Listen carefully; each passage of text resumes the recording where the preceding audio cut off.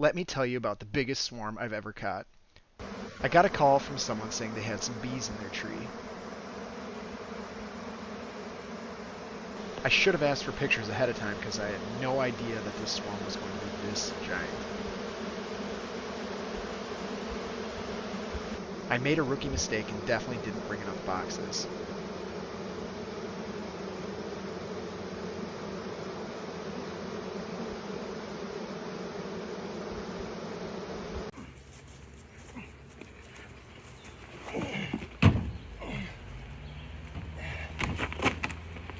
I got all the bees into the box and had to get 3 extra honey supers to make sure they had enough room.